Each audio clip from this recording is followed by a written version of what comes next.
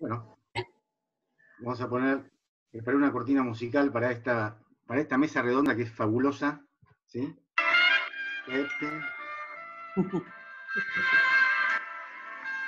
Prender el ventilador un toque. Tenemos unos invitados muy especiales, una mesa redonda absolutamente fabulosa. Para que la apago porque si no, no se escucha. No. Ahí está. ¿Se me escucha lo que hablo? ¿Aún con Mirta Legrand de fondo?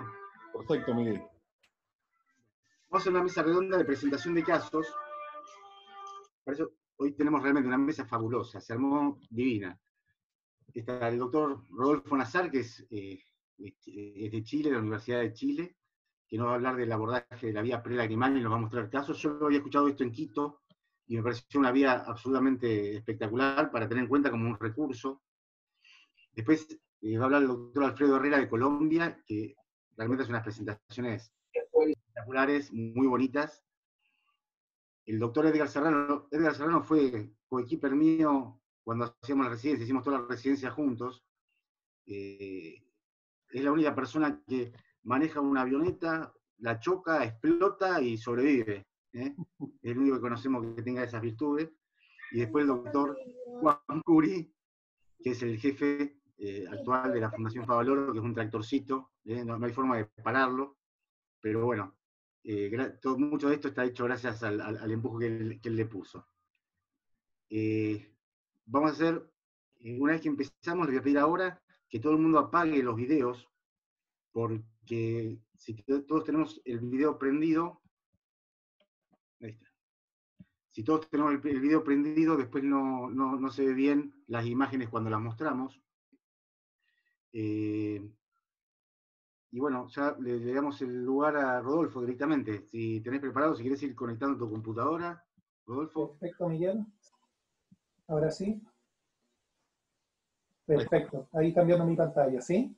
Perfecto. Una sola cosita les comento. Ahí vino el doctor Filippo, ya podemos empezar. Perfecto. Una sola cosita, que las preguntas las pueden ir haciendo por chat.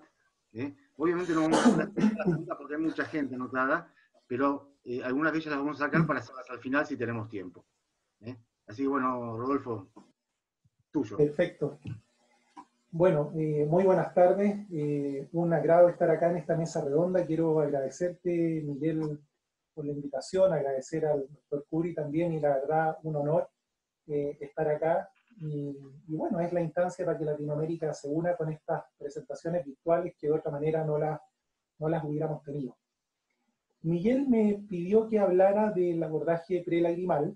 Es algo que hemos desarrollado en el Hospital Clínico de la Universidad de Chile, donde me desempeño yo en la práctica universitaria. Y la verdad, esto es como un recurso más que yo les quiero presentar. Brevemente, para mostrarles dónde estamos, acá la vía lagrimal en un corte parasagital es lo más anterior, incluso más anterior que la entrada del seno frontal, y eso es lo que ustedes van a tener que tener en consideración para hacer este abordaje, ¿ya? Esta es la vía lagrimal, que todos ustedes muy bien conocen, no me voy a detener en mucho detalle, pero sí estamos en la porción más anterior de la fosa nasal, y es ahí donde vamos a trabajar. Perdón.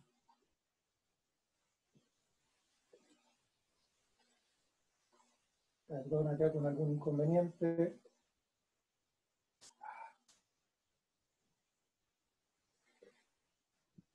Pero esto está aprobado. Tranquilo. Bien, entonces, básicamente lo que yo les voy a contar en esta presentación, vamos a abrir la presentación de nuevo, es que nosotros vamos a entrar al seno maxilar por una porción más anterior, a diferencia del abordaje tradicional que todos conocemos, como es en el fondo el abordaje por el meato medio y por una uncinectomía. Es así como en este preparado osteológico vemos en el fondo lo que es la apófisis unciforme, la bula, el hiatus semilunar, y nosotros vamos a entrar por anterior, a nivel de la cabeza del cornete inferior.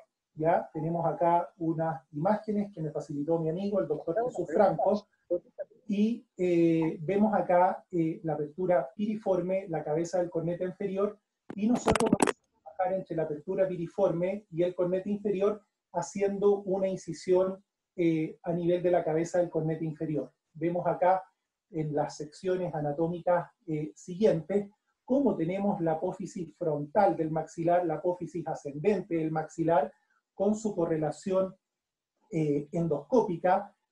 Sobre la apófisis ascendente, en la porción más superior, vamos a tener el Lager Nazi, que va a ser la entrada para el seno frontal, y es lo que vamos a tener que tener en consideración para acceder al seno maxilar por vía prelagrimal.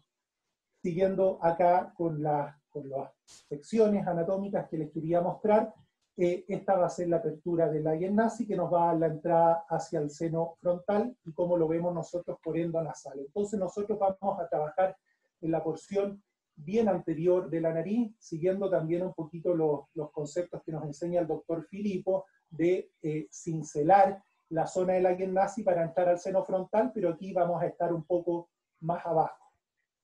Y si ven ustedes acá, este es el corte sagital de un escáner, donde vamos a ver el receso del frontal, el etmoides, el Lager Nazi, nosotros vamos a estar por anterior a esto.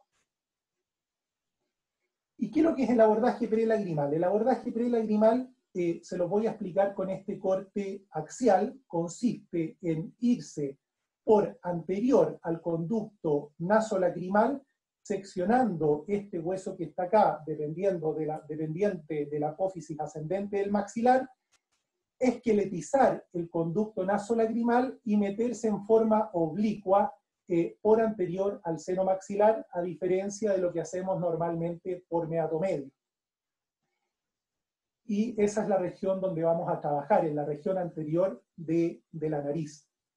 El seno maxilar es lo que más abordamos en cirugía endoscópica y es un desafío ver todas sus paredes, y por eso tenemos los abordajes externos que ya prácticamente no los ocupamos, y de los abordajes endoscópicos lo típico que hacemos es la uncinectomía, artrostomía, se puede hacer una maxilectomía medial, una megaantrostomía, un abordaje transeptal, pero que manipula el tabique. La gracia de esto es que no vamos a manipular el tabique, a diferencia de los abordajes tradicionales. Y fue el doctor Simen, en el curso de la Universidad de Chile en el año 2015, donde también ha estado el doctor Herrera en los cursos siguientes, que nos enseñó este abordaje prelagrimal como una caja de herramientas para tener un recurso un poquito no tan básico y un recurso más avanzado para cuando nosotros lo retiramos, ¿ya? Para la limitante de en el fondo visualizar bien las paredes anteriores y laterales del seno maxilar, tenemos este abordaje del maxilar, al igual que para un acceso a la fosa pericopalatina o infratemporal, y va a preservar las estructuras normales como es el conducto nasolagrimal. Y él lo plantea acá en su esquema, donde hace una incisión a nivel de la cabeza del cornete, cincela, saca este hueso, que es a nivel de la fosa lagrimal, esqueletiza el conducto nasolagrimal y se mete por anterior al seno maxilar, teniendo un control de todas sus paredes. Y nos permite ingresar por el endoscopio de esta manera. Esta es nuestra presentación, nuestra publicación que está en prensa en la revista chilena Otorrino. Una incisión anterior por fosa nasal izquierda, hacemos este colgajo, esqueletizamos el proceso ascendente del maxilar, identificamos el conducto nasolagrimal, resecamos todo el hueso y nos metemos al seno maxilar, teniendo un excelente control de la pared anterior del seno maxilar. Esta es la pared anterior del seno maxilar que nunca la vamos a poder ver por un abordaje tradicional. Estos fueron los primeros 11 pacientes que hicimos, y lo que predomina es el papiloma invertido y pólipos antrocoanales recidivados que se insertaban sobre todo en la pared anterior o en la pared lateral. Así que sin más vamos a pasar a los casos. Este es el caso de un papiloma invertido por fosa nasal derecho. Hacemos el debulking del tumor de la fosa nasal, pero nos queda el acceso a todo lo que es el seno maxilar, que también tenía tumor. Hacemos una incisión, al principio un poquito más chico la hacíamos a nivel de de la cabeza del cornete inferior, esqueletizamos ahí, y vamos con cinceles, que son unos elementos fantásticos en la nariz, esqueletizando, tocamos acá, está el conducto, y luego nos vamos un poquito más anterior, porque esto es prelagrimal, tenemos que estar anterior a la vía lagrimal para entrar por delante del conducto. Vemos acá, identificamos muy bien el conducto nasolagrimal y estamos resecando el remanente óseo de la fosa lagrimal, y vean ustedes ahí cómo vamos entrando, tenemos el conducto y entramos en forma oblicua, y entramos con el shaver angulado, y estamos trabajando en la pared lateral y anterior del seno maxilar. Esto nos da una comodidad espectacular y nos permite ver la base de inserción que no tendríamos de otra manera. Después, con el aspirador cauterio,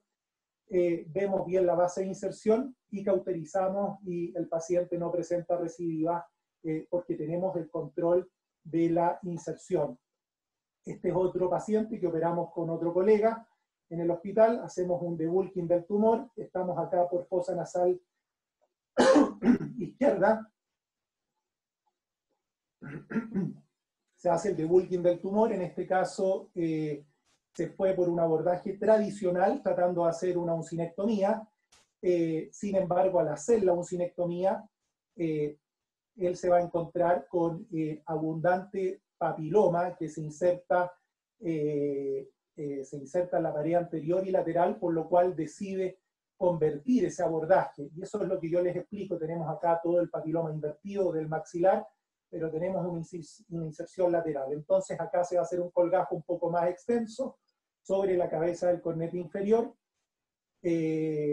para hacer este abordaje prelagrimal. Y por esto es un recurso, esto que lo podemos utilizar cuando nosotros queramos, que está disponible en cirugía. Se está bajando el colgajo acá sobre la cabeza del cornete, y después vamos a identificar la apófisis ascendente, se cincelan, un cincel ojalá curvo, que es una herramienta fantástica en cirugía endoscópica. La fresa acá te mete polvillo, te molesta, se identifica el conducto nasolagrimal, se retira el hueso que lo recubre, ese es el hueso de la fosa lagrimal, se va retirando también hacia superior,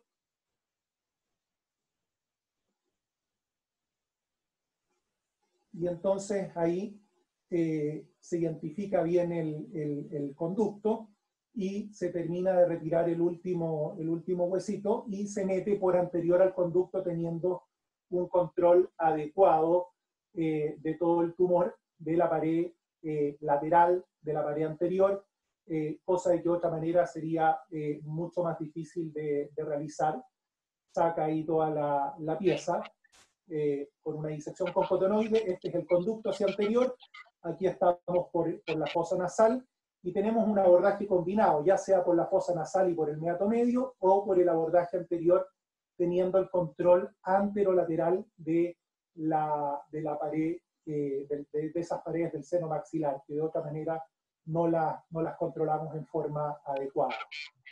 Y luego se reposiciona el colgajo. Hay gente que le pasa un punto acá, la verdad, con algún material hemostático, esto se pega, se fibrosa y queda bastante bien.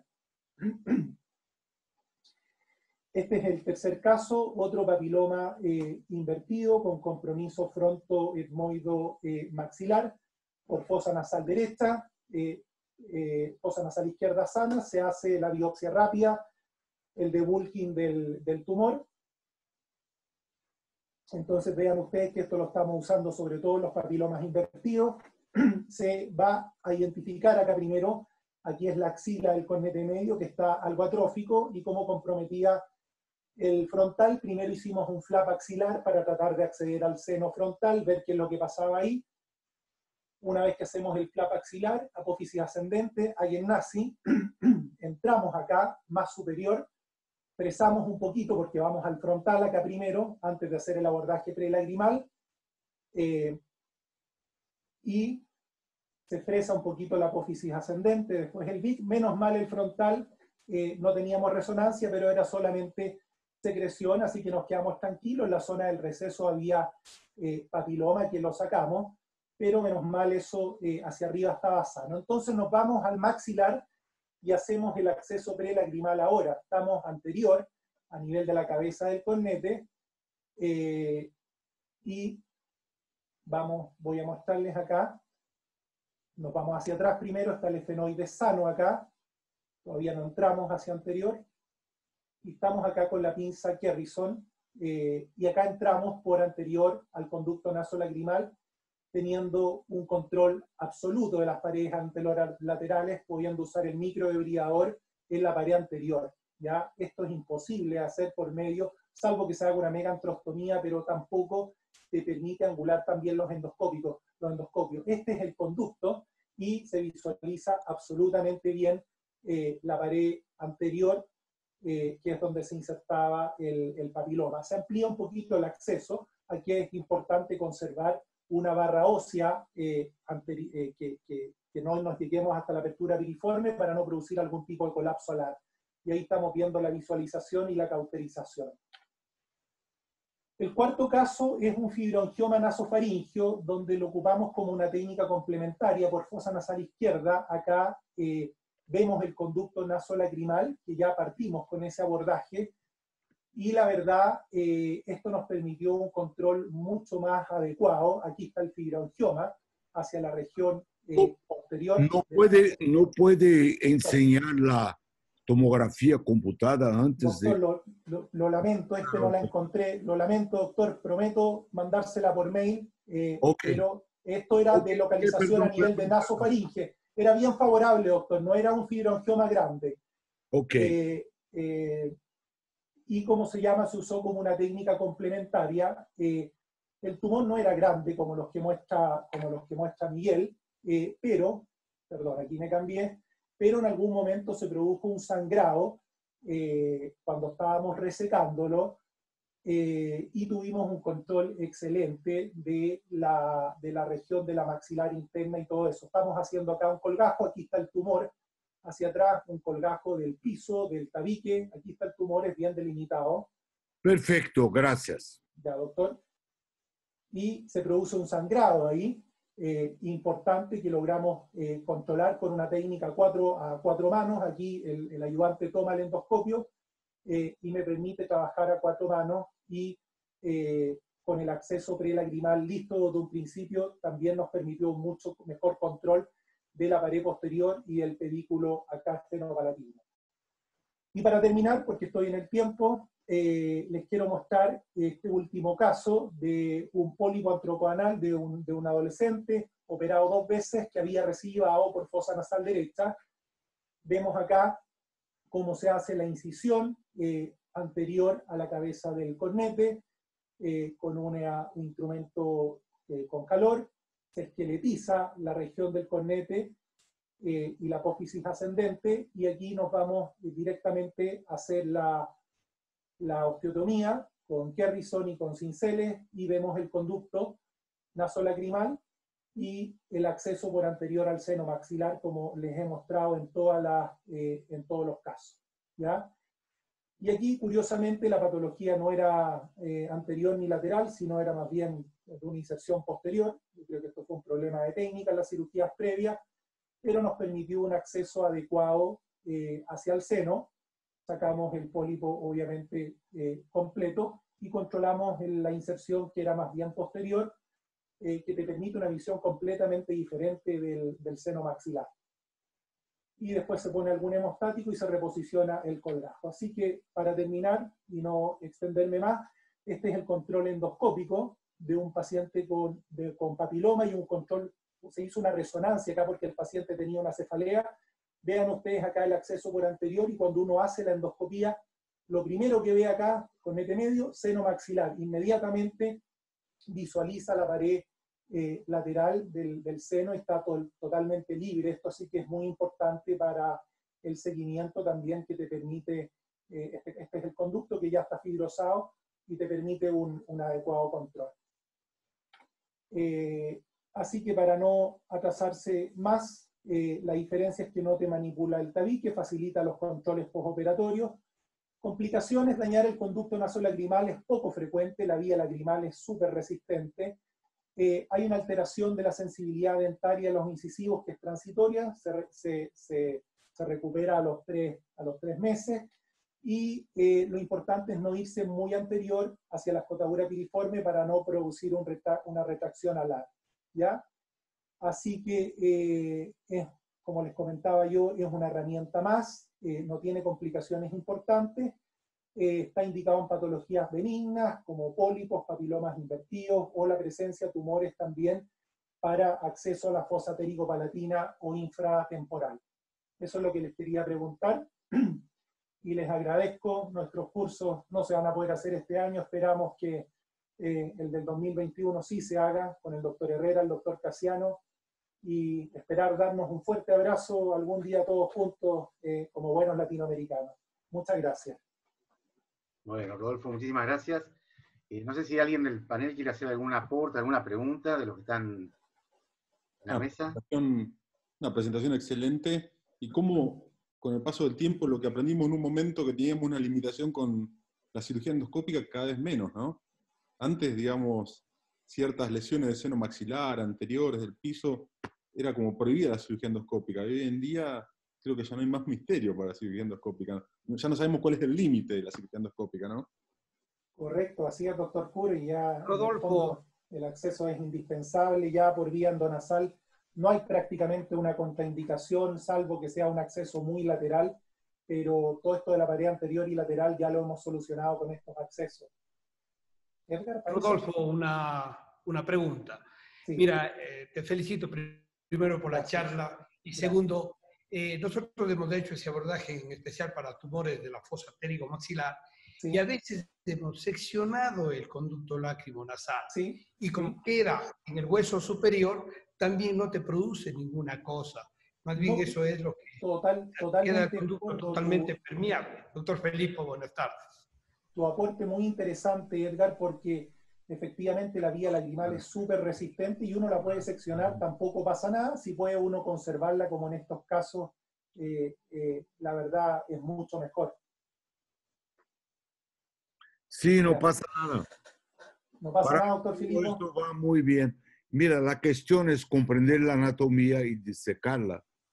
Las técnicas que son llamadas de técnicas nada más son que consecuencia de la disección.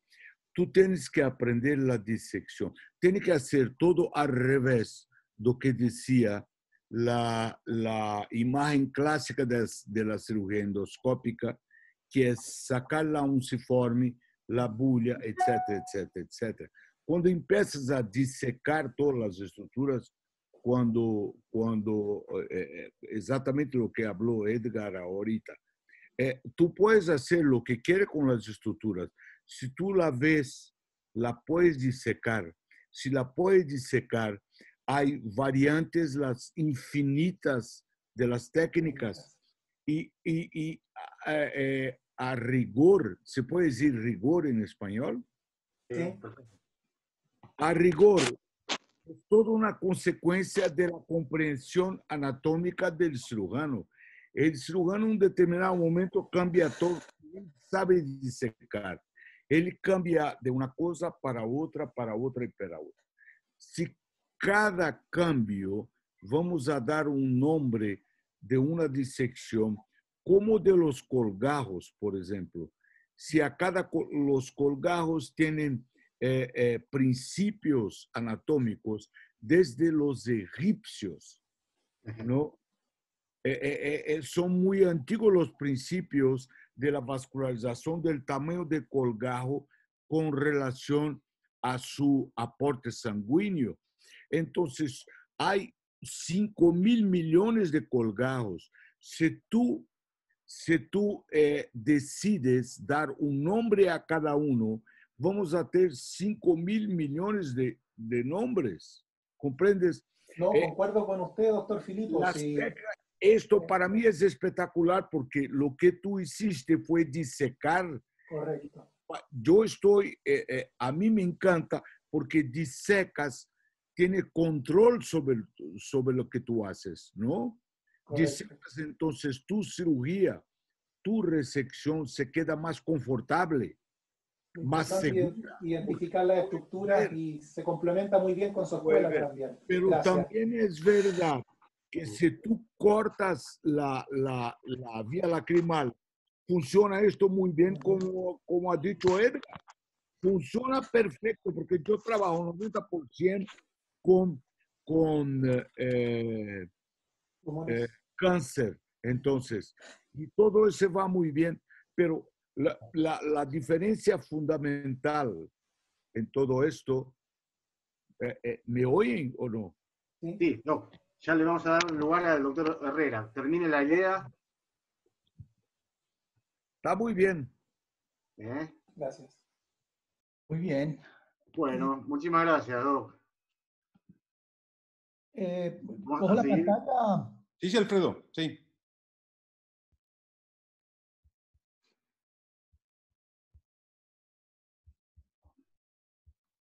Buenas tardes a todos y bueno, qué placer estar aquí compartiendo con todos ustedes. Muchas gracias a Juan y a Miguel por organizar esto, que creo que nos da un respirito de mirar cosas que nos interesan y no estar tan embolatados y aburridos en las casas como seguramente todos estamos. A mí me solicitaron presentar una sesión de casos clínicos con patología inflamatoria y he seleccionado unos casitos para que revisemos y hagamos el ejercicio. Entonces, este primer caso, y tener un poquito de discusión muy concreta. Esto es una mujer de 31 años con un cuadro de varios años de evolución con poliposis nasal, una triada de Samter muy sintomática y antecedentes de 2 cirugías previas en otra institución, en el 2011 y en el 2015. Y aquí tenemos las imágenes. Entonces, en aras del tiempo, yo voy a ir interpretando las imágenes porque sé que estamos un poco cortos de tiempo. Pero básicamente aquí comenzamos a ver, es una paciente que tiene cirugía previa. Aquí tenemos esta celdilla, que no sabemos si es una celdilla que está dentro del frontal, si es una 4 o si es una de las nuevas clasificaciones. Aquí parece que es una supra-Ager frontal. Está por encima del Ager nazi, se mete al frontal. Y lo que vemos aquí claramente es que venía desde acá abajo y vemos es que es un paciente que, a pesar de que tiene 2 cirugías, está con todas las celdillas sin tocar. Tiene una antrostomía media y yo no sé qué tanto lo vean ustedes, pero con alguna frecuencia nos llegan pacientes con cirugías muy incompletas. Para una poliposis nasal obviamente hay que abrir todas las celdillas hasta los límites en base de cráneo y papiracia, y aquí vemos claramente que básicamente lo que tiene es una antrostomía media, que seguramente es muy insuficiente para el tipo de patología que estamos manejando. Entonces, este rayón, ¿qué fue?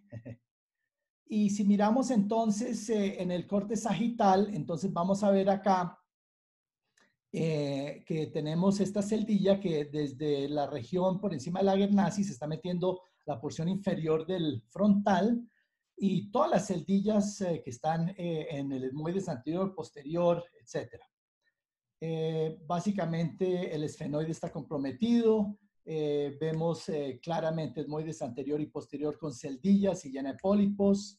Y básicamente entonces la idea era analizar un poquito este caso clínico. Yo creo que esto es un caso que traigo acá para ejemplificar una cirugía inadecuada poliposis nasal, insistir en la importancia que la polipectomía y la antrostomía media pequeña pues es considerado insuficiente para una poliposis nasal.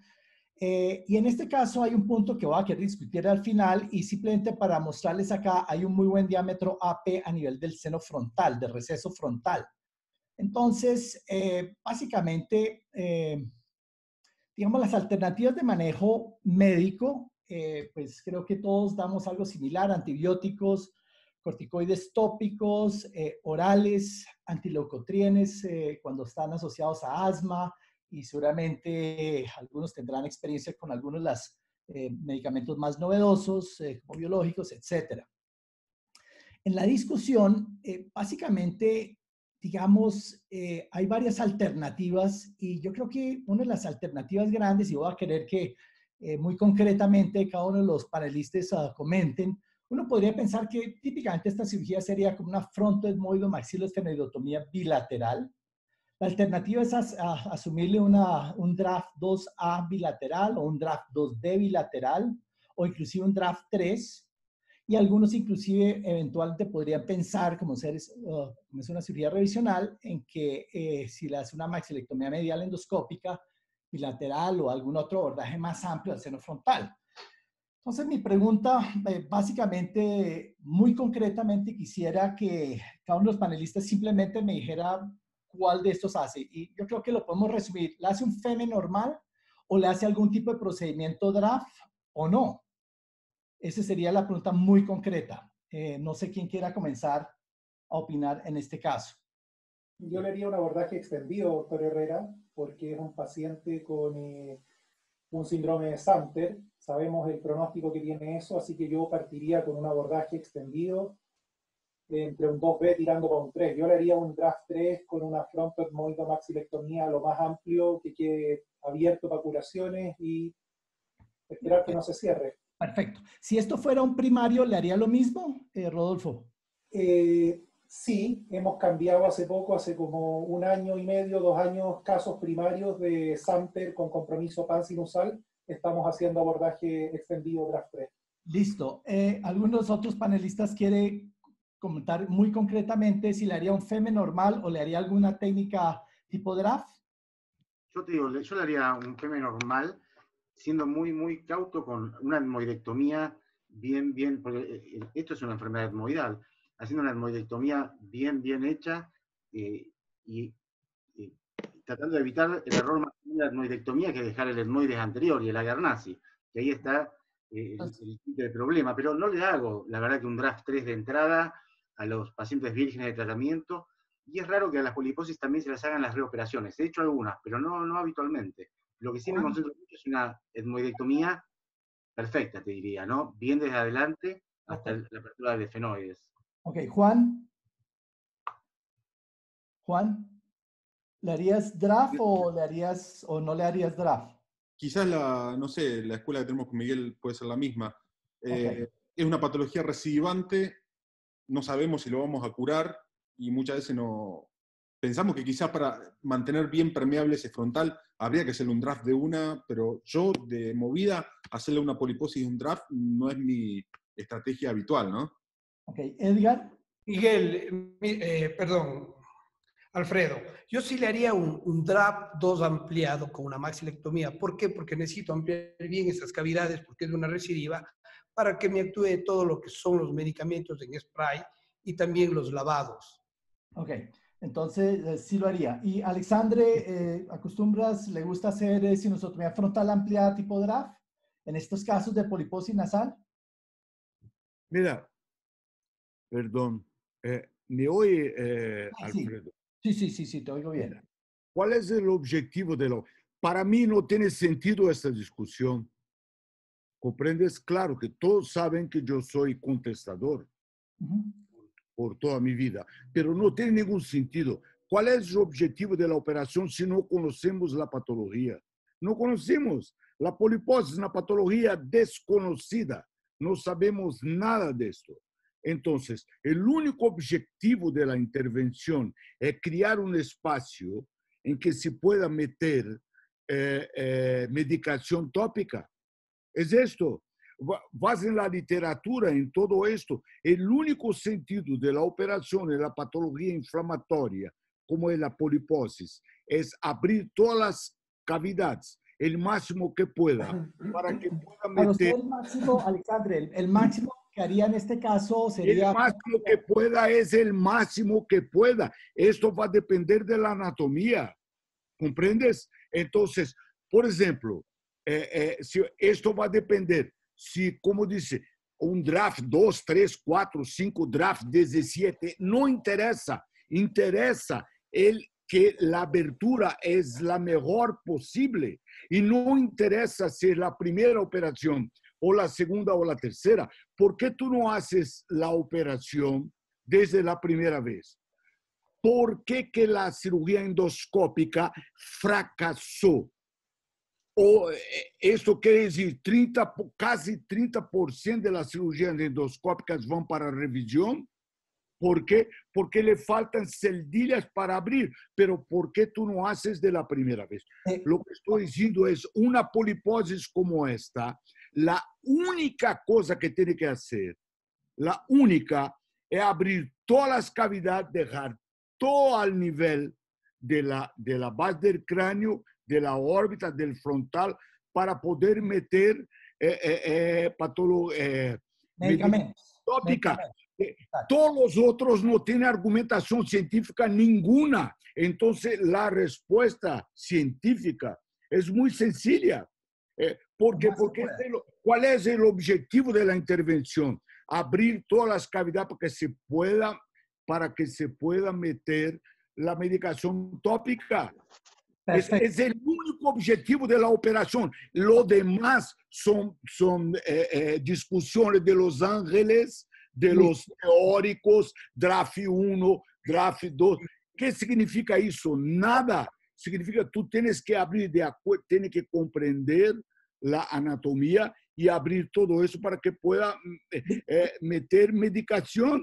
Entonces, déjame seguir. Entonces, déjame seguir. Entiendo perfectamente tu posición, no te gustan los nombres propios, pero voy a seguir porque tenemos el tiempo limitado. Entonces, para nosotros... Me hiciste la pregunta, yo te la respondí. Sí, perfecto. Muchas gracias. Mejor que no me haga ninguna pregunta, entonces. Entonces, lo que vamos a hacer nosotros, nuestro análisis, nosotros también, de alguna manera, pensamos lo mismo. Queremos hacer un abordaje muy amplio, lo más amplio posible. Este paciente lo programé para un FEME, que es abrir todas las cavidades al límite y un draft 2B bilateral. Entonces, esta es la cirugía donde básicamente vamos a comenzar a quitar los pólipos, se va a andar un poquito más rápido.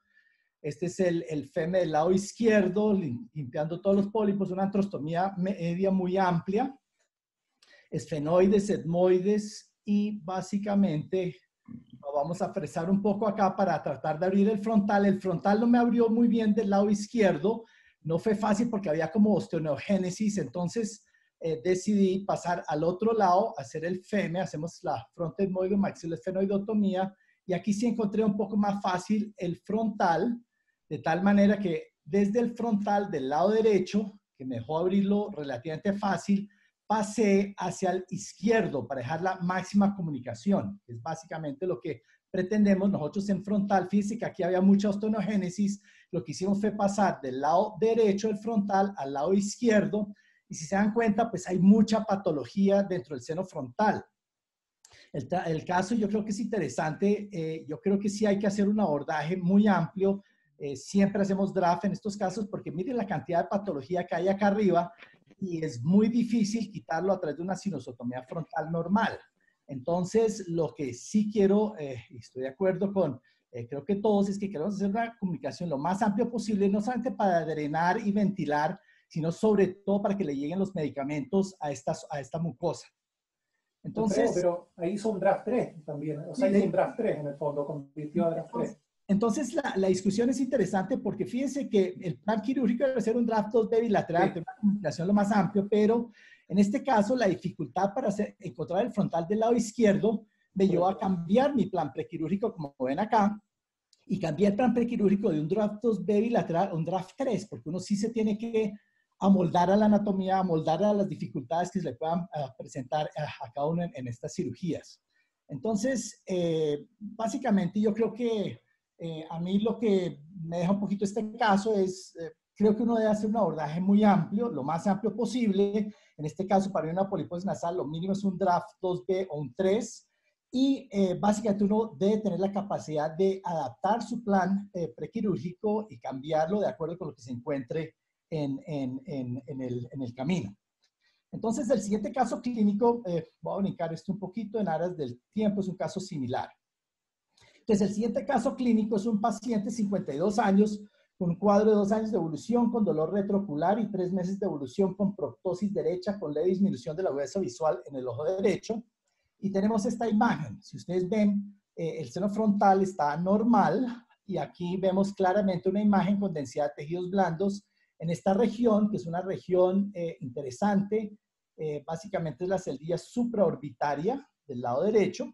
Y sabemos que la celdilla supraorbitaria no es frontal porque estamos en un corte donde ustedes pueden ver que está la crista Galli y entonces aquí vemos en la anatomía, vemos claramente la zona de la arteria hemodial anterior, que está cuando ustedes ven el músculo recto medial y el oblicuo, esta especie de tetilla que sale acá es la hemodial anterior. Y eso me habla que esto es obviamente la celdilla supraorbitaria que se extiende bastante hacia atrás. Si se ven acá, hay una dehiscencia en el techo de esa celdilla supraorbitaria. Y aquí vemos que a nivel del etmoides posterior esa celdilla se extiende hasta atrás. Aquí en este corte de resonancia magnética con medio contraste, ustedes pueden ver que hay una imagen isointensa, pero además hay captación del medio contraste en la periferia. Y esto pues básicamente es consistente con un mucocele. Es un mucocele simple de la celdilla supraorbitaria, que es bastante grande, como se dan cuenta, la anatomía es bastante extensa. Entonces, pues básicamente en el análisis uno puede pensar en muchas cosas, un mucocele de la celdilla supraorbitaria, un mucocele pólvora fúngica, un papiloma invertido y otro tipo de patologías, pero digamos por el análisis que en aras del tiempo vamos a recortarlo un poquito, pues esto simplemente es un mucocele de la celdilla supraorbitaria. Entonces las alternativas básicamente de manejo es hacer, uno podría decir, yo puedo entrar simplemente por una etmoidectomía o por una frontemode maxilar o por hacerle un draft, hacer un abordaje por ceja, hacer un transorbitario, una combinación, craneotomía, hay de todo. Hay varias alternativas. Este paciente lo llevamos a una cirugía endoscópica y siempre con la posibilidad de hacer un abordaje transorbitario que la verdad no pensaba que iba a ser necesario. Y esta es la cirugía donde ustedes pueden ver. Estamos haciendo el feme del lado derecho, estamos en el cornete medio. Esta era una estructura que estaba bastante dura, muy dura, que tocó usar un drill. Aquí estamos encontrando el frontal. Estoy buscando es mi anatomía. Este es el frontal. Una vez veo el frontal, puedo resecar la parte anterior del cornete medio y ampliar esa sinusotomía frontal porque necesito ver las estructuras. Y aquí ya estamos viendo todo lo que es la etmoidal anterior acá con la flechita negra. Vamos a fresar esta zona que es la zona del domo. La arteria etmoidal anterior, este es el domo, y por el domo voy a buscar llegar a la celdilla supraorbitaria. Sin embargo, no le llegué fácilmente, había mucha osteogénesis y simplemente decidí pasar a un abordaje transorbitario para poder llegarle fácilmente a esta zona y drenarlo y comunicarlo ampliamente. Y estamos transorbitario, quitando esa celdilla, fresándola para ampliarlo, dejarlo lo más amplio posible y fresando hacia la etmoides, para poder dejar una comunicación amplia al etmoides y no se vuelva a reproducir. Arteria etmoidal, domo, hay una comunicación un poco estrecha, entonces voy a aumentar mi fresado porque quiero que cuando cicatrice esto no se vaya a cerrar. Aquí sí siento que tengo una comunicación bastante amplia. En este momento pues quedo tranquilo, veo desde la órbita, vemos que el cornete está estable y frontal, y aquí toda la zona que acabamos de ver. Pasando un poquito la anatomía, pues la arteria etmoidal anterior, el domo, y en este sentido siempre va a estar la celdilla supraorbitaria. Este paciente evolucionó muy bien. Estos son 6 meses después, donde vemos claramente esfenoides, vemos la arteria etmoidal anterior, la región del domo, y vamos a ver acá la comunicación y que este paciente evolucionó bastante bien.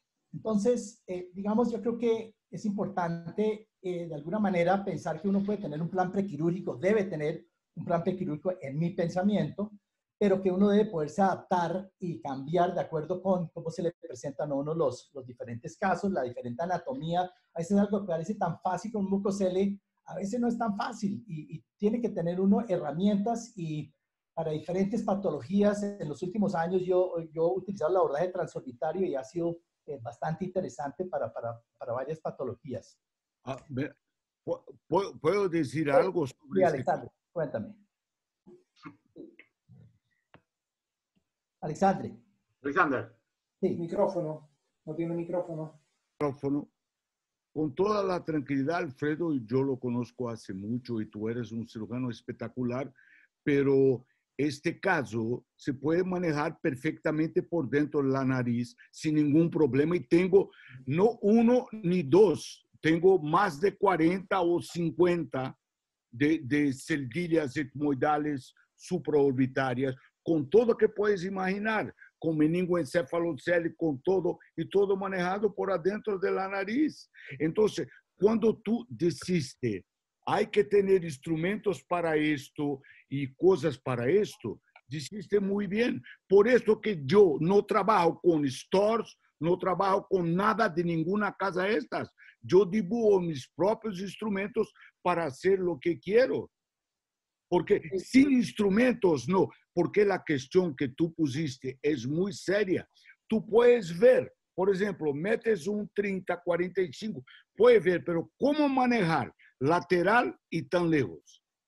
Necesitas instrumentos. Si tú es dependiente de estas compañías, tú no tienes instrumentos. Entonces, tú tienes tú mismo que hacer sus instrumentos que sean cambiables, que puedas cambiar la forma del instrumento durante de la operación, que puedes hacer todo esto para manejar esto. Porque si tú vas con los instrumentos clásicos, como muy buena parte, espero que no seas tú, son pagados por la Stores, por la Meditronic y por todo esto. Esto retrasa todo, porque no tienen posibilidad de utilizar instrumentos que se pueda ir ahí. Entonces, uno puede ver, pero no puede trabajar. Sí, yo creo que eso importa. Yo estoy de acuerdo contigo y por eso yo creo que sí hace falta mucho instrumental y que todos tengamos más acceso a diferentes instrumentos, porque esto es una cirugía que es instrumento dependiente. Y yo creo que con un instrumento que sea más angulado, nos permitiera, seguramente se hubiera podido hacer, como yo pensaba que se iba a hacer endoscópico, pero sí creo que las situaciones le cambian a cada uno de los cirujanos. Yo creo que lo que quería presentar este caso es simplemente para tener diferentes herramientas que uno en un momento dado pueda necesitar. Entonces, pero muchas gracias por el aporte y voy a apretar el último caso porque estoy corto de tiempo. El último caso lo voy a pasar un poco rápido para alcanzar a verlo y hacer la palabra de los demás conferencistas. Este es un paciente de 56 años que me remitió a un neurocirujano por presentar un cuadro de un año de evolución con obstrucción nasal bilateral severa, hiposmia y cacosmia. Y un mes de evolución presenta proptosis derecha sin diplopía. En la endoscopia habían masas polipoides que llegan al piso anterior. Y esta es la imagen. Entonces, este caso lo traigo porque ustedes ven acá una imagen con densidad de tejidos blandos en el seno maxilar del lado derecho. Y cuando ustedes lo comparan con una resonancia magnética en T2, y ven una imagen hipointensa, esta imagen es típica de un hongo. O sea, no hay ninguna otra patología que le pueda dar esta combinación en TAC y resonancia en T2. Y aquí tenemos entonces una imagen con densidad de tejidos blandos en el TAC a nivel de la celdilla supraorbitaria que se comporta como un mucocele, y si ustedes ven en la resonancia es una imagen hipointensa en T2, lo cual es típico de que esa bola fúngica es por hongo, es un hongo. Y los senos maxilares, igual, el TAC muestra imagen con densidad de tejidos blandos y en T2 vemos una imagen hipointensas típicas de hongos, y en este es el corte axial donde vemos pues el mucocele con las calcificaciones a nivel del seno frontal de la celdilla supraorbitaria que se mece hacia fosa anterior. Y básicamente pues este caso, pues el diagnóstico diferencial pues ya lo mencionamos. Básicamente es una rhinosinusitis fúngica alérgica con un mucocele por una bola fúngica de la celdilla supraorbitaria derecha, simplemente para mostrar otro caso de esta zona. Las alternativas de manejo pues son infinitas según cada cirujano. Cada uno de nosotros seguramente lo manejamos de diferente manera, dependiendo de la experiencia, dependiendo de los instrumental que tengamos disponibles. En mi perspectiva, pues hay que hacer un abordaje muy amplio, como siempre. Hay que hacer una frontal modo maxilosfenoidotomía bilateral hasta los límites en base cráneo, lámina papirácea. Hay que abrir esa celdilla supraorbitaria. En este caso yo prefería hacerle un draft 2B bilateral. Esto fue hace muchos años, muchos años. Y básicamente, en este caso, pues también le hice una maxilectomía medial endoscópica bilateral para manejar el seno maxilar. O sea, hice una cirugía muy amplia. Y el paciente evolucionó muy bien por 3 años, tenía una mejoría del 90%, incluyendo el olfato de sus síntomas. Sin embargo, el paciente me volvió 9 años después, refiriéndome a un cuadro de 2 años de evolución, otra vez con obstrucción nasal, cefalea, hiposmia, y al interrogarlo refería a lo que seguramente ustedes también ven en las recidivas, es que el uso del corticoide tópico nasal fue muy irregular en los últimos 5 años, y hacía 3 años había suspendido los corticoides tópicos, lo cual, por supuesto, hizo que el paciente recidivara. Y si ustedes ven acá, de nuevo tenemos opacidad en el seno frontal bilateral y a nivel de del receso frontal, del moides más anterior, pero fíjense que no hay celdillas. Hay calcificaciones de hongo, pero no hay celdillas sin abrir. O sea que de alguna manera la primera cirugía estuvo bien, usted no ven celdillas, pero sí recibió la patología y un inmenso tapete ahí, y el mucocele ahí de la celdilla supraorbitaria pues también recibió, menos dramático, menos grande que el anterior, pero pues ahí tenemos todo esto lleno de patología inflamatoria muy sintomático para el paciente. Si se dan cuenta, en la maxilectomía medial que le hicimos acá abajo, pues sí el seno maxilar sí se está comportando bastante bien por la comunicación tan amplia que tenía. Este es el corte axial, perdón, donde podemos ver de nuevo imagen típica de hongos con calcificaciones que se extiende no solamente en el seno frontal, sino la celdilla supraorbitaria del lado derecho, que es bastante extensa hacia atrás. Aquí la estamos viendo un poquito mejor. La celdilla supraorbitaria con la dehiscencia que presentaba desde antes. Vemos que tiene un buen diámetro AP a nivel del seno frontal, y si bien en la primera cirugía yo le he hecho un draft 2B bilateral, en este caso creo que queremos algo un poco más amplio. Aquí entonces la resonancia magnética con las mismas imágenes de zonas hipointensas en T2 típicas del hongo. Entonces, básicamente, pues si bien hay que repetir la cirugía, nosotros lo programamos con una frontoesmoidectomía bilateral, o sea, abrir todas las celdillas, no las celdillas, sino quitar toda esa patología inflamatoria, es una comunicación más amplia, que era un draft 3, o sea, la máxima comunicación del frontal que pudiéramos, que es donde recibo esto, y por supuesto, tratar la parte de la celdilla supraorbitaria. Por supuesto, importantísimo insistirle al paciente en la importancia del manejo con el corticoide tópico de manera permanente. Esta es la cirugía, donde vemos el seno maxilar que está abierto, los pólipos que llenan todo el techo nasal, coana, esfenoides abierto, toda esta mucina alérgica, lado derecho maxilar, esfenoides, toda la patología inflamatoria, los pólipos que vamos a ir abriendo. Este es abriendo el draft, aquí quitando todos los pólipos del otro lado, encontramos el frontal aquí también. Vamos a ampliar muy bien acá. Y aquí ya vemos el frontal, y esta es la celdilla supraorbitaria donde está llena de tejido polipoide y mucina alérgica. Y esta es la zona donde tenemos que abrir muy ampliamente, dejar la comunicación más amplia posible, que implica pues obviamente quitar todo este tejido, todo este debris frontal acá arriba, y posterior y lateral. Este es el frontal posterior y lateral al frontal. Tenemos la celdilla supraorbitaria, todos los cambios inflamatorios, que vamos a dejar la comunicación más amplia posible. Vamos a abrir y volver esto un draft 3 para dejar la comunicación más amplia posible. Entonces, haciendo el draft 3. Y ahí, como se dieron cuenta, estamos fresando la entrada a la celdilla supraorbitaria, y quiero que quede lo más amplia posible. Y esto es al final de la cirugía, cómo queda. Este es el posoperatorio, más o menos 5 o 6 meses, donde vemos que hay una respuesta favorable. Todos sabemos que los pólipos se comportan de diferente manera.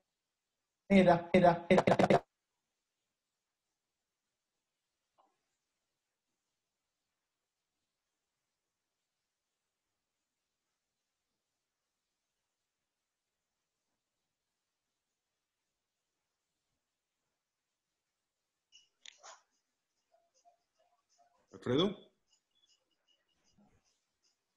Hola. Ahí estás. Volviste.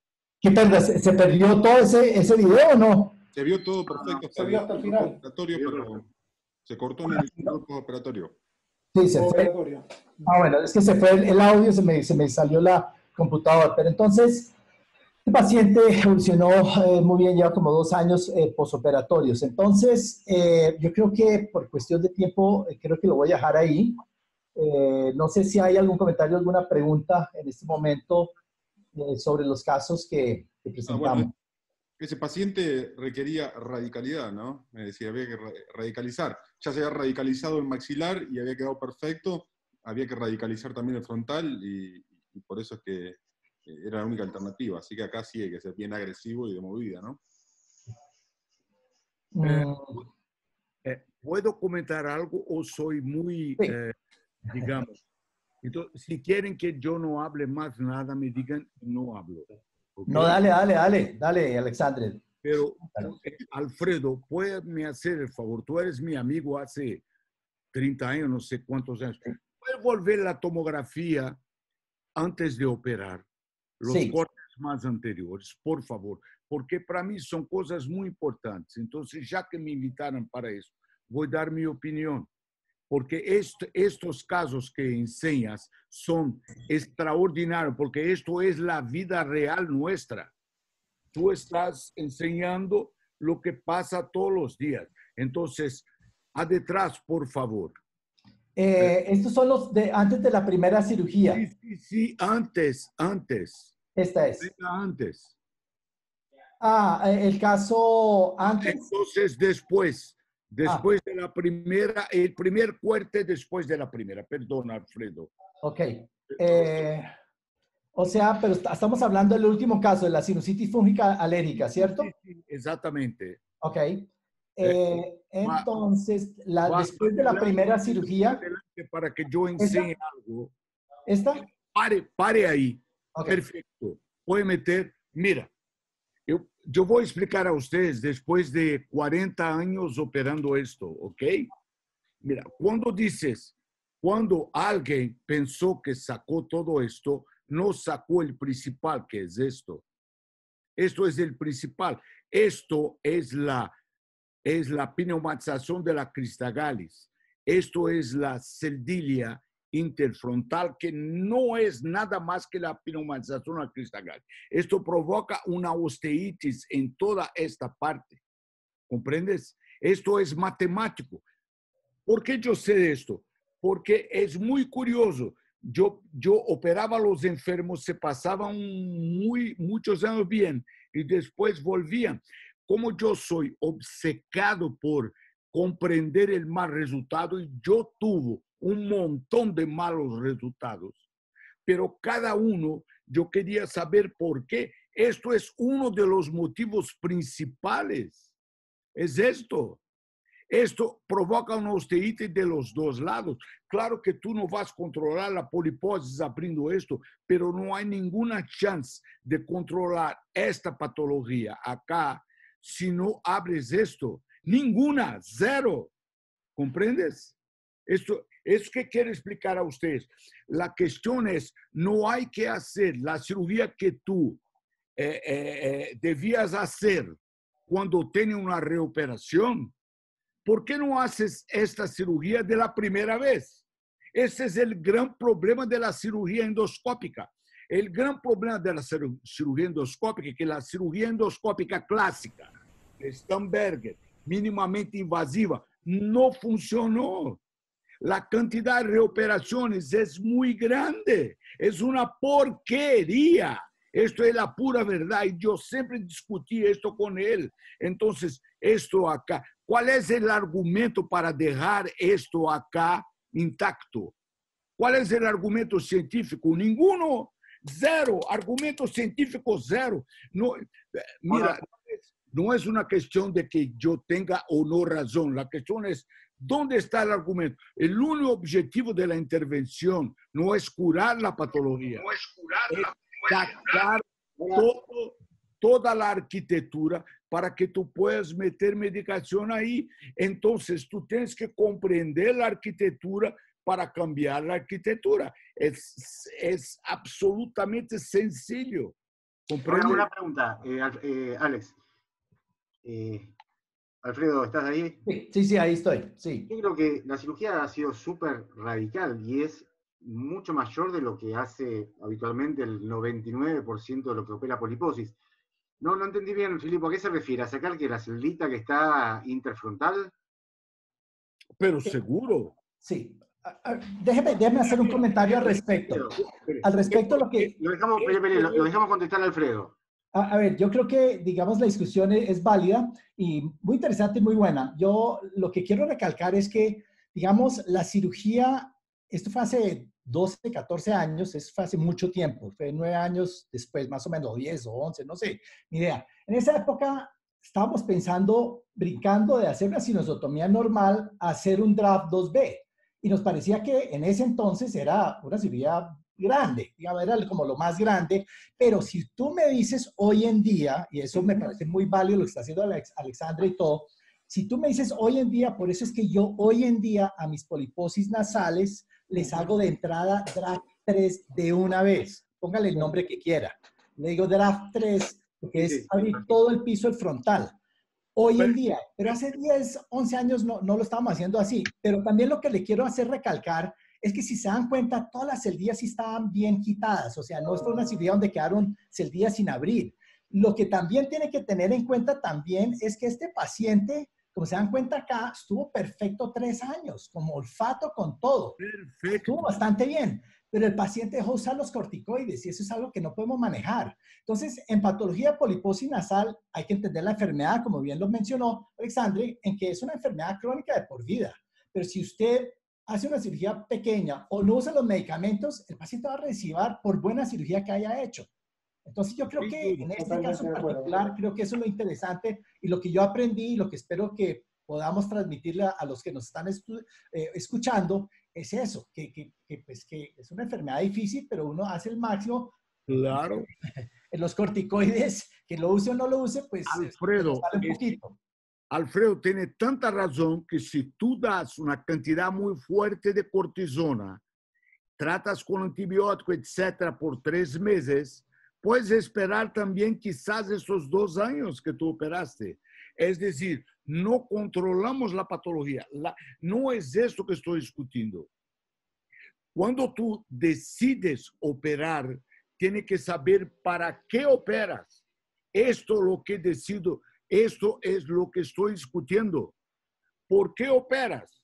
O operas o no operas. Lo que quiero decir es que la cirugía que se llamaba de mínimamente invasiva o algo fue un desastre.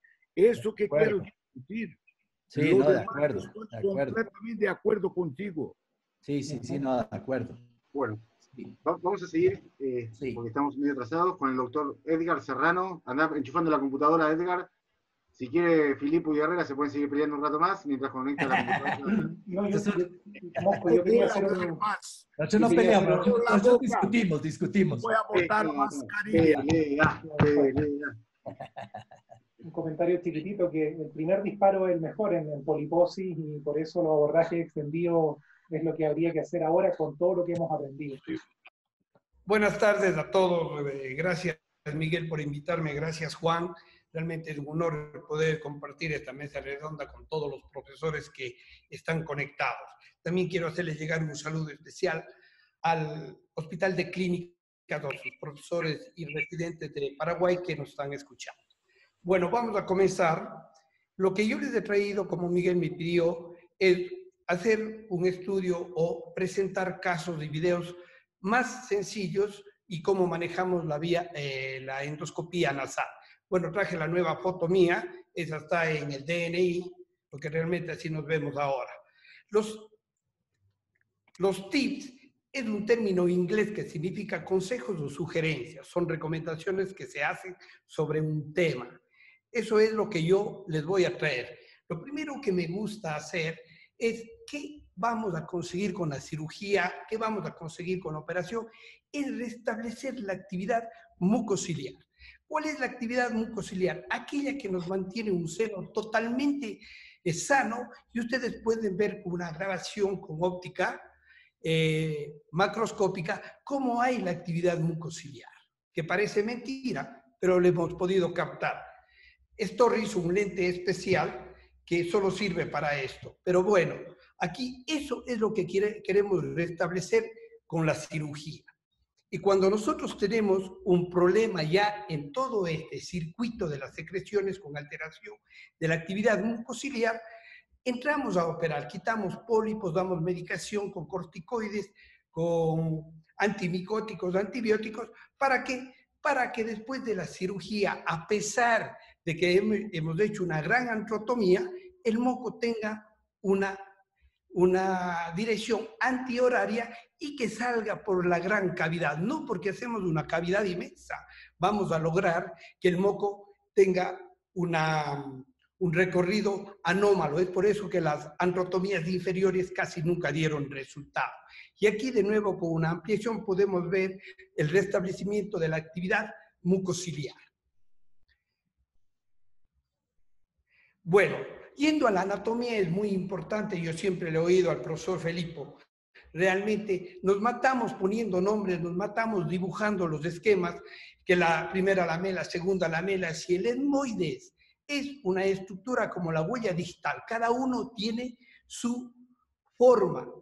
Lo más importante, tenemos que saber de dónde a dónde van los límites y qué es lo que nosotros queremos conseguir. Tanto en la coronal como en la sagital. Nosotros, estas son las lamelas. Aquí les he traído un dibujo, un esquema de cómo son las lamelas, pero obviamente no en todos los pacientes vamos a encontrar eso. Es por eso que nosotros voy a presentar unos casos con todas las alteraciones anatómicas que podemos dar en uno de los elementos más importantes, que es la arteria etmoidal anterior y también la irrigación de toda la fosa nasal. Aquí se dibuja muy bien las lamelas y podemos ver. Es muy lindo para hablar. Y aquí comenzamos con nuestro primer video, en el cual nosotros tenemos que a través del instrumento palpar, sentir la estructura y no destrozar la estructura. Ir tratando de nosotros poder operar solo la patología respetando la anatomía y la fisiología del resto de estructuras, porque como ustedes ven aquí, solo tenemos de patología en un seno maxilar. ¿Para qué vamos? Es muy importante el labio posterior, respetar el canal posterior por donde que la actividad mucociliar va a llegar a hacer todo su trabajo. Miren cómo queda la anatomía, vemos la bula, vemos el nunciformes, los cornetes totalmente respetados. En seno frontal pasa igual. Yo le voy a ver una charla en los días anteriores a Miguel y que realmente lo venía practicando también, de modificar la axila del cornete medio. ¿Por qué? Porque así entramos directamente al seno frontal. Siempre cuando éramos residentes nosotros teníamos un miedo al seno frontal y realmente con explicación, Miguel, y te felicito, es muy fácil al frontal. Siempre nosotros íbamos de atrás hacia adelante y es mucho más difícil poder nosotros llegar al seno. Y vamos a buscar la primera estructura anatómica que nosotros queremos verle para estar tranquilos, la arteria etmoidal anterior. Y después de la arteria etmoidal anterior, nosotros ya vemos una cavidad sana en la cual no tenemos que seguir insistiendo porque el seno frontal es un seno muy, muy celoso y realmente no queremos alterar. Pero pongan atención en esto. Esta es la arteria etmoidal posterior, la arteria etmoidal anterior y a veces nosotros ya estamos en el seno frontal. Pero ese es un receso lateral que sale de la fobia etmoidal y obviamente tenemos que seguir nuestra cirugía y esto es la fobia etmoidal y este es el receso. El seno frontal está acá para completar la totalidad del seno frontal como lo vamos a hacer ahora. Miren, aquí está el seno frontal. Ahí lo vamos a abrir y obviamente ahí sí ya nos quedamos tranquilos de nuestra cirugía que realmente hemos visto, hemos hecho el drenaje y no hemos lesionado las estructuras para así tenga un muy buen funcionamiento posterior y que la actividad mucociliar se active en su totalidad. Aquí vamos a entrar a la etmoides y realmente nosotros vemos y asimismo, aquí palpamos, sentimos a través de nuestro instrumento, tenemos que sentir todas las estructuras anatómicas. Quiero que pongan atención en la bula etmoidal. La bula etmoidal no tiene patología en este paciente. Entonces hay que tratar de conservar y ya les voy a explicar por qué. Con Akerisen podemos sacar la parte inferior de la apófisis unciforme de la lámina vertical y con un microdebridador le quitamos la mucosa para poder retirar el hueso del unciforme. Ahí sí podemos entrar al seno maxilar con tranquilidad. Miren, limpiamos ese seno maxilar, sacamos toda su patología y obviamente ya nos vamos a otra parte que es el etmoides medio, donde que sí existe la patología por delante de la arteria, perdón, por arriba de la bula etmoidal. Ahí tenemos de nuevo nuestra arteria etmoidal que hay que tener mucho cuidado porque siempre se nos atraviesa en la disección, en especial cuando vamos de atrás hacia adelante. Aquí ven cómo se quedó la bula etmoidal en su totalidad, abierto el seno maxilar. ¿Y qué es lo que va a pasar? Que esta bula me va a evitar que se colapse el seno, el cornete medio, hacia la pared intersinuso nasal y que se me cierren las cavidades y que no tenga un buen control postoperatorio. Mire, es por eso que siempre tenemos que conservar, tratar de conservar lo máximo las estructuras anatómicas. Y realmente, mientras menos agresividad, obviamente dependiendo de las patologías, porque si tenemos patologías como la que presentó Alfredo, realmente eso ya es otra cosa. Es por eso que esta vez Miguel me pidió este tipo de cirugías. Vamos a ver otro que es el seno esfenoidal. Realmente el seno esfenoidal parece que es uno de los cavidades más simples, más sencillas de abordar. Generalmente nosotros siempre estamos abordando para los tumores de hipófisis, pero realmente lo que más le he traído aquí es que hay que aquí ver una cuestión. La arteria etmoidal, esferopalatina posterior. Y mire, que esto no es una complicación como para la cirugía, sino simplemente con una cauterización con monopolar, con bipolar, nosotros podemos seguir nuestra cirugía y podemos alcanzar el objetivo. Miren, aquí ya tenemos el tumor, ¿sí? Pero es muy importante siempre irnos al contralateral para tener todas nuestras anatomías que hacen realce en la cavidad del seno esfenoidal para tener nuestro cuidado. Aquí vamos a verle una variante anatómica que yo les he traído.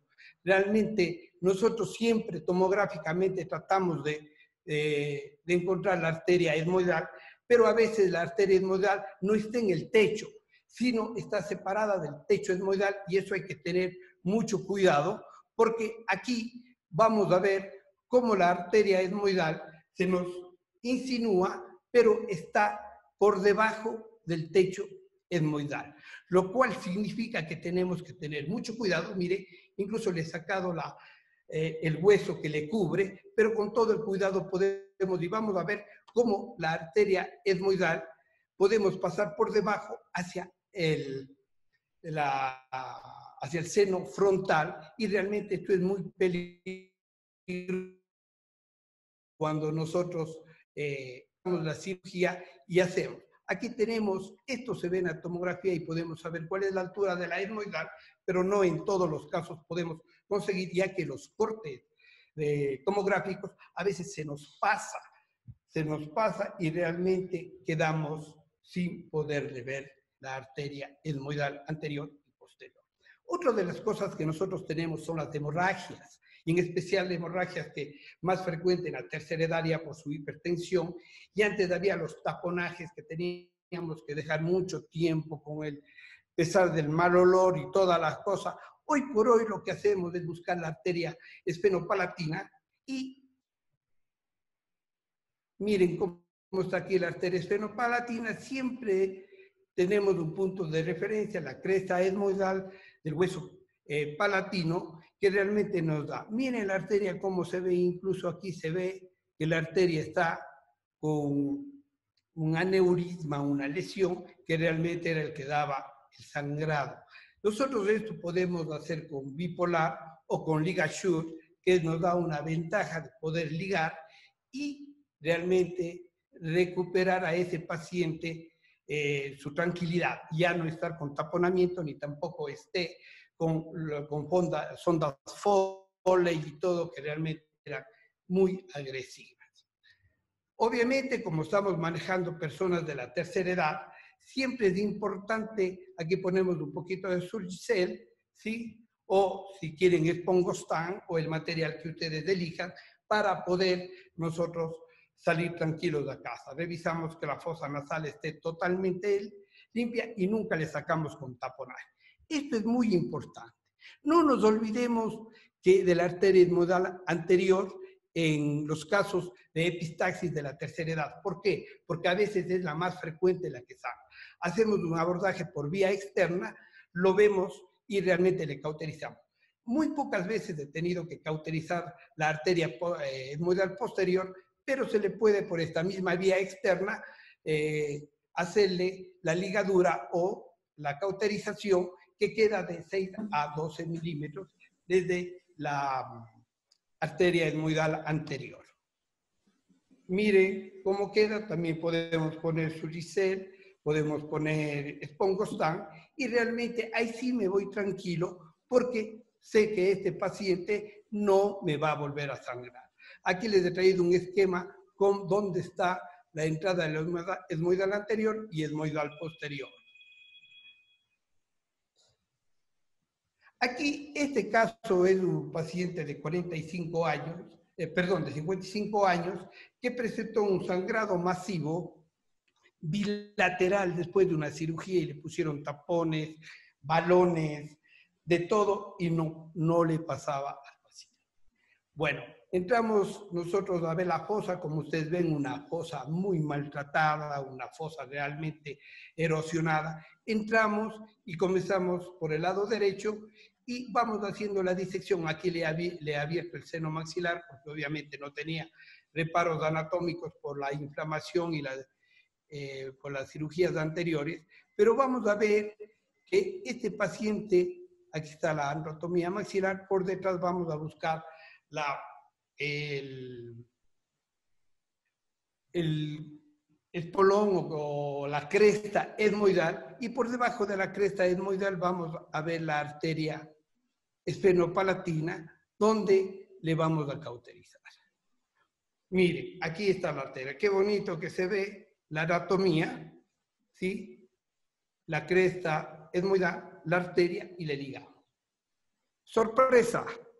Después de la cirugía, antes de despertarle al paciente, le subieron la presión arterial y el paciente comenzó a sangrar de la otra fosa. En ese caso, nos pasa muchas cosas. Tapamos la fosa contralateral, le ponemos una sonda Foley en el otro lado, ponemos los balones que tenemos para cirugías, cirugías, o qué voy a hacer. La decisión mía, y eso quiero que ustedes tengan para preguntas o para sugerencias, pasamos al otro lado, le abrimos hicimos la disección, llegamos a la arteria del otro lado, ¿no? Y también le hice una ligadura del contralateral.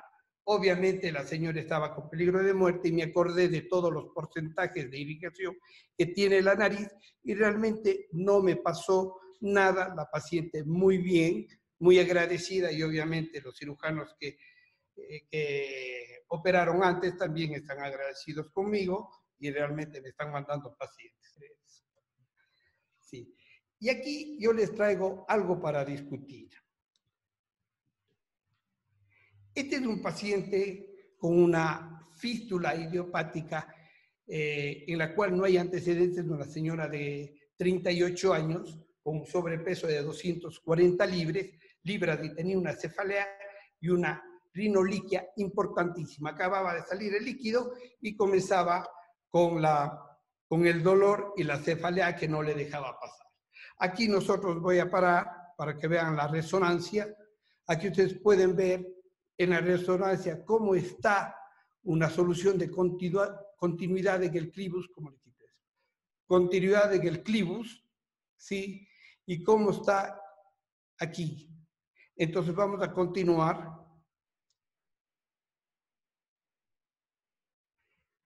Y continuamos, ustedes ven, vamos a ver, aquí ya lo tenemos la fístula, ¿sí ven? Y obviamente vamos a fresar, vamos a delimitar nuestra fístula, ¿para qué? Para poder reducir. Aquí tenemos la silla, la hipófisis donde está, y vamos a reducir todo el material con electro para poder. Y obviamente comencé a fresar, nunca había tenido este caso, no sabía qué hacer. Aquí ya está el orificio de la fístula, le vamos a sacar una esquirla, Pero tenemos esta imagen. La pregunta que va a ser el momento, ¿qué vamos a hacer aquí? Ustedes no pueden empaquetar, no podemos poner material extraño porque miren los vasos que existen, que van a todas las áreas y núcleos de ahí, que podemos causar una lesión a una persona joven. ¿Qué hice? Bueno, me quedé pensando y comenzamos a hacer algo que se me ocurrió intraoperatoriamente, hacerle un cartílago, un botón de cartílago en el cual, en el esquema de acá, ustedes están viendo cómo le pasé la aguja y le fijé, le metí y le anclé en la pared posterior, en la cual nosotros, anclado, yo ya tengo la protección para los elementos que están detrás y también no le puedo dejar un cartílago libre porque se me puede ir, porque no tiene la afluencia de la presión endocraniana en este lugar.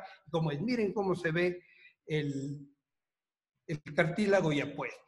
Después de esto, entonces con fascia temporal le voy a sellar, pero yo tengo la estructura. ¿Cuál es la ventaja de esto? Que yo hago que mi ayudante le afloje el hilo para yo poder meter el material que va a sellar la fístula y le voy a traccionar para que quede totalmente sellado. Obviamente aquí usamos una pega Dermabond para sellar todo eso y le roté un colgajo pediculado para tapar este defecto. Obviamente quedó muy bien, la paciente está en perfectas condiciones, ya vamos a llegar al año, ahí vamos a poner el material de pega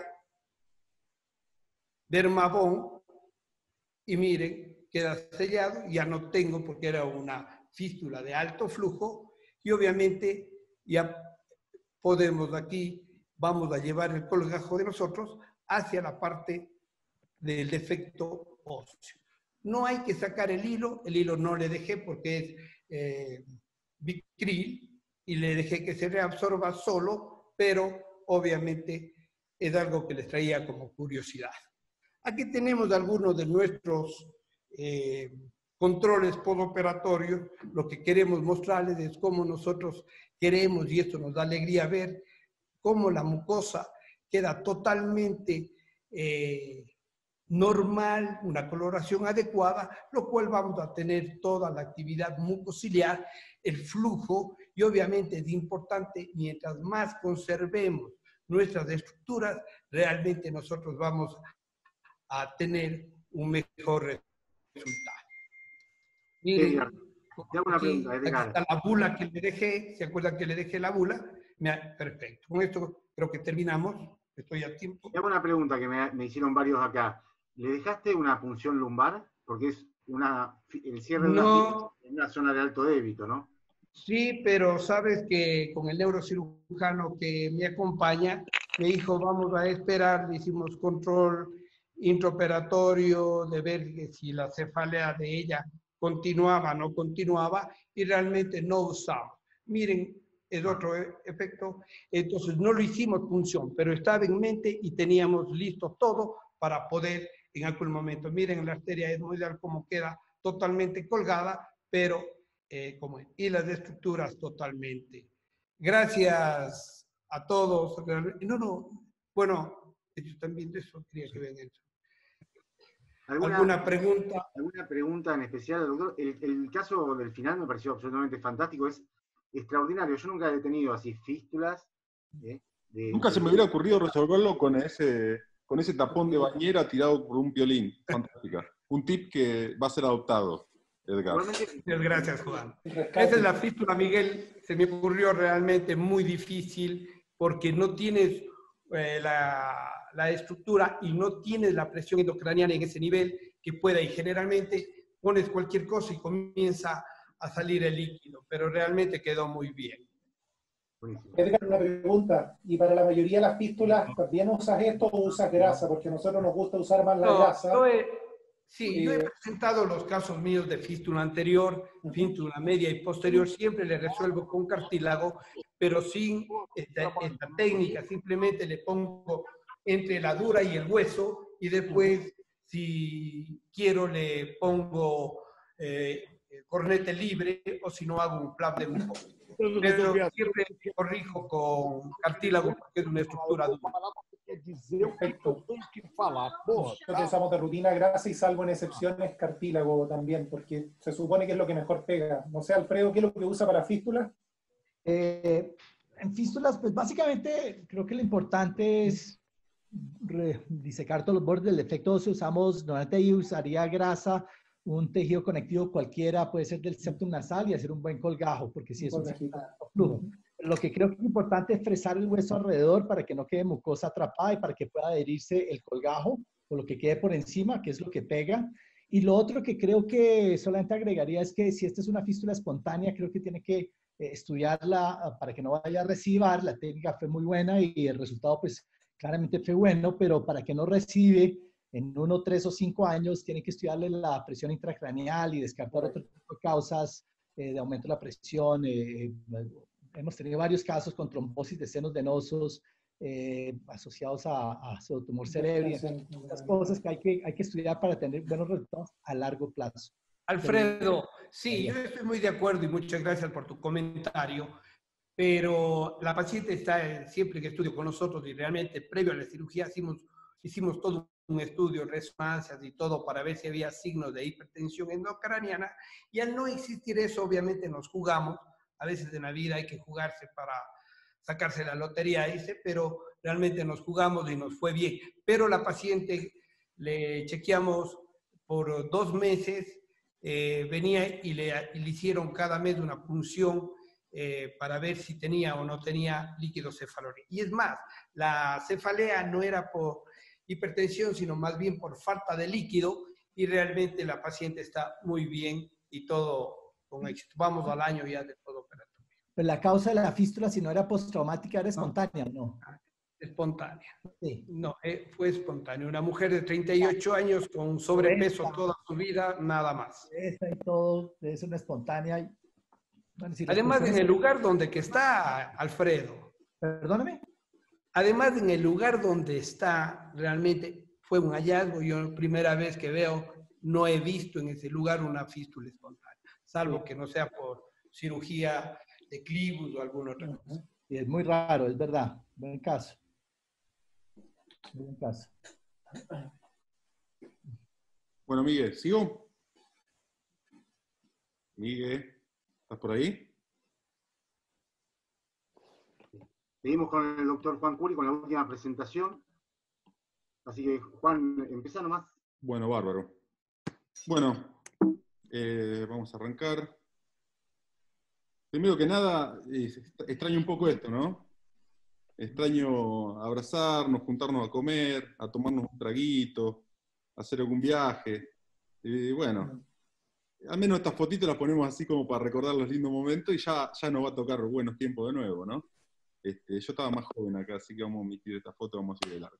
Bueno, yo voy a bajar un poco la complejidad de lo que estuvimos viendo, porque la verdad que fueron casos fantásticos. Yo quiero mostrar algunos casos que a mí me llaman la atención, me resultan interesantes, porque como a veces lo complejo puede parecer fácil o lo fácil puede parecer complejo, ¿no? En este primer caso, este es un paciente que me derivaron, un chico de 17 años de edad, que en verdad él tenía insuficiencia ventilatoria nasal y sinusitis crónica de larga data, pero el motivo de consulta era que el paciente tenía una simetría facial, vamos a ver las imágenes ahora, lástima no tengo la foto del chico, tenía un telecanto bastante marcado, como una separación entre ambos ojos, y particularmente el ojo izquierdo lo tenía mucho más desviado, tenía dolor ocular izquierdo, y lo derivaron por un tumor sinusal para cirugía.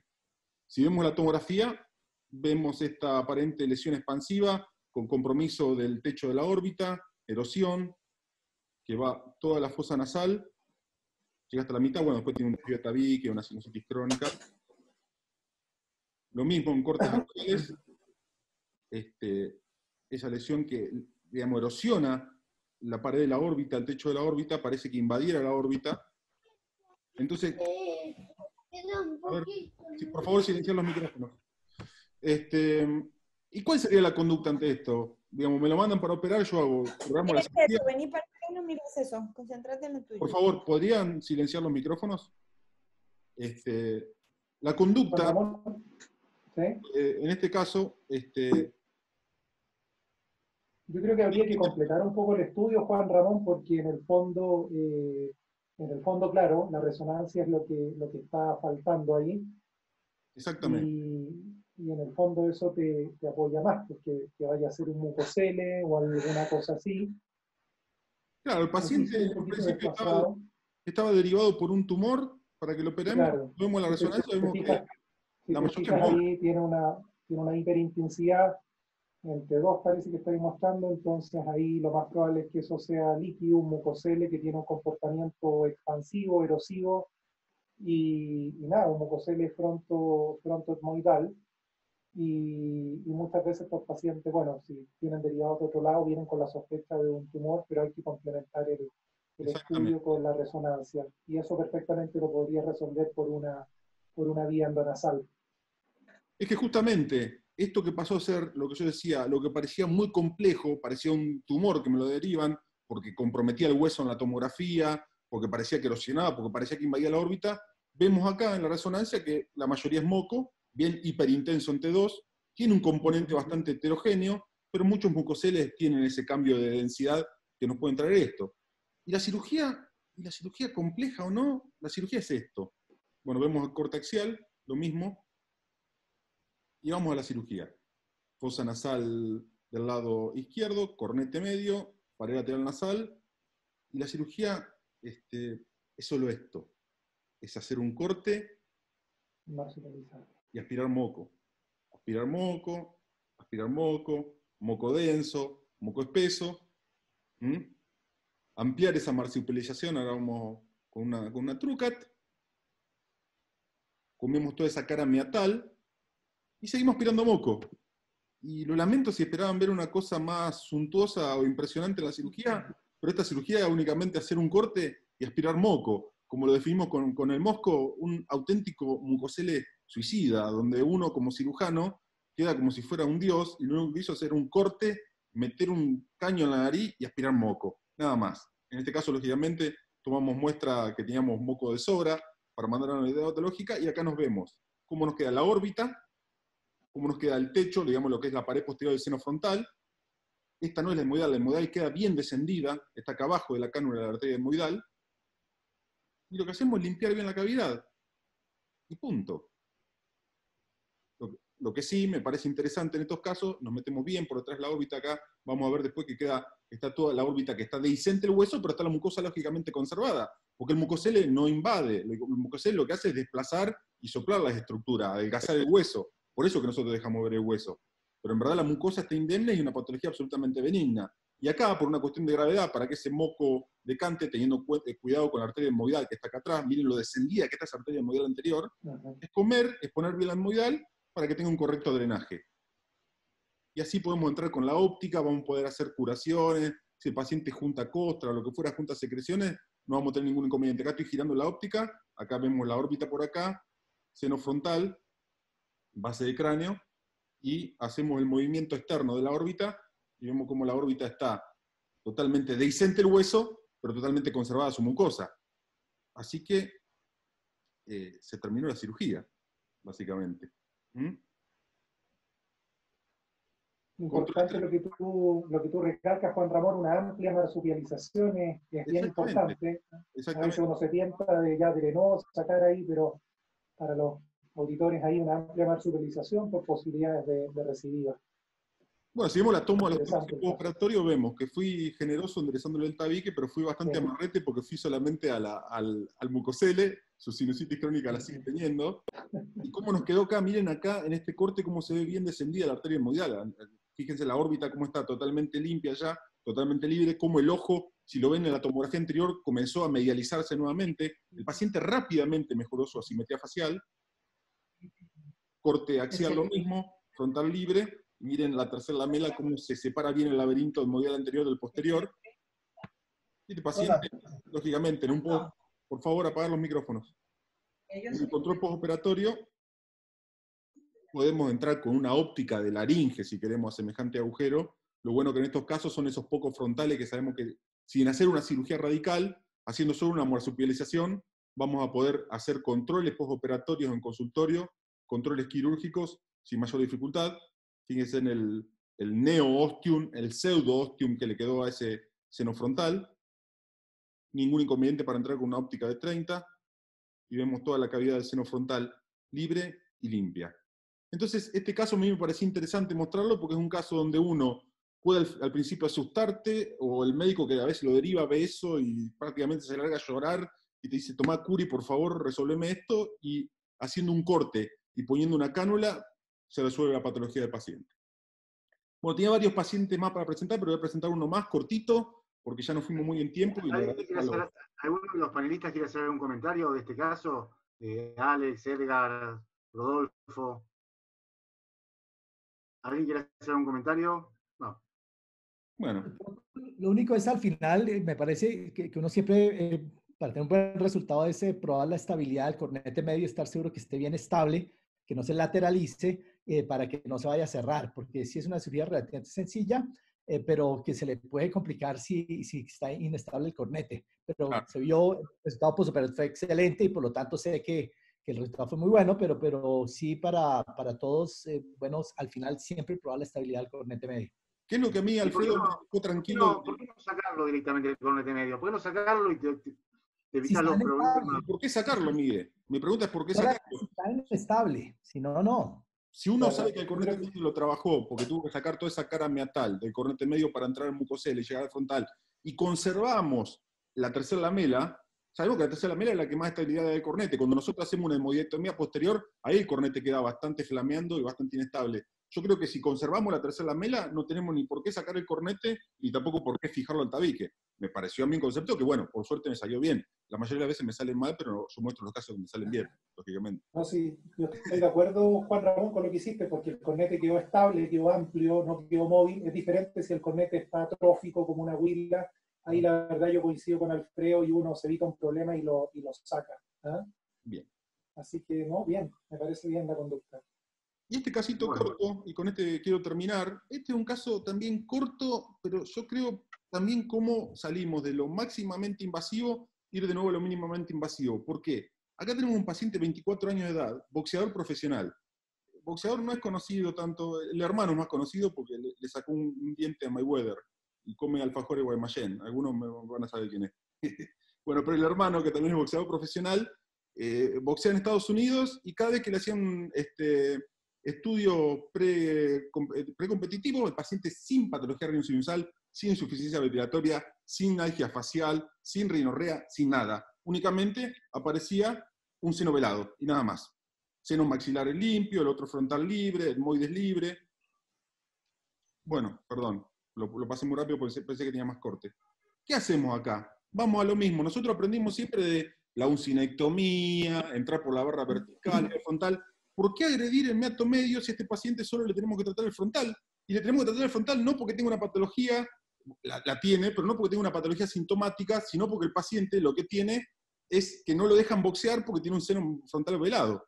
Entonces acá lo que hice, la técnica, básicamente la técnica de Wormal, donde lo quise hacer un flap de mucosa anterior a la axila del cornete, hacer la ampliación de la axila del cornete solo ósea, y buscar el Aguernasi. De esa manera, yo me dedico pura y exclusivamente a trabajar sobre el receso frontal y el seno frontal sin agredir el meato medio. ¿Correcto? Ahí tenemos la celda de Aguernasi, nos metemos bien con la cureta por detrás, retiramos esa celda, comemos esa celda y llegamos al seno frontal correctamente, y ahí se ve el contenido que estaba dentro de ese seno frontal. Sencillo. Y nada más. En este caso, lógicamente, me costaba sacar el material del seno frontal y mi opción fue entrar con una cánula, hacer al tiempo de antes un pequeño lavaje del seno, sacar ese material espeso que se mandó cultivo, anatomía patológica, no era nada, era un moco ahí retenido, nada más. Y de esa manera nos queda el frontal bien abierto, bien permeable, limpio, y de esta manera no agredimos, digamos, no sacamos el enciforme. El enciforme cumple una función en lo que es la ventilación del seno maxilar. Hacemos la reposición del flap para dejar poca superficie ósea cruenta. Y si vamos al meato medio, vemos apófisis enciforme indemne, todo el etmoides indemne, y solo tratamos por arriba del cornete medio el seno frontal. y me parece que en este paciente, ¿qué opina el auditorio? Me parece que esto es más que suficiente. ¿Qué opinan? Sí, claro.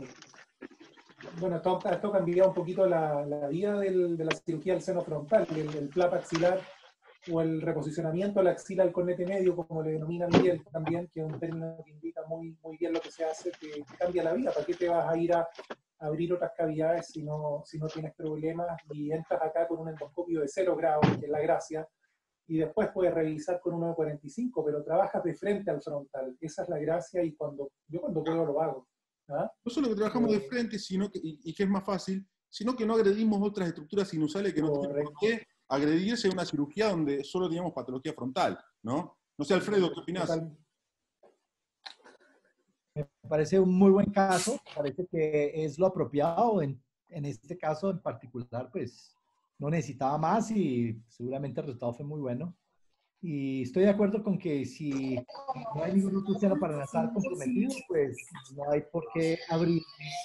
Juan, Sí. bueno, realmente lo que yo expuse es así, mientras menos traumatismo hagas y realmente la técnica de Miguel para entrar directamente al frontal nos da una muy buena opción para poder drenar cualquier patología sin tocar el resto de estructuras. Mientras menos toquemos, mientras menos dañemos las cosas, el paciente se va a recuperar mejor y esa actividad de la función nasal va a ser mejor. Yo creo que tenemos que ser en ciertos casos menos agresivos para tener mejores resultados.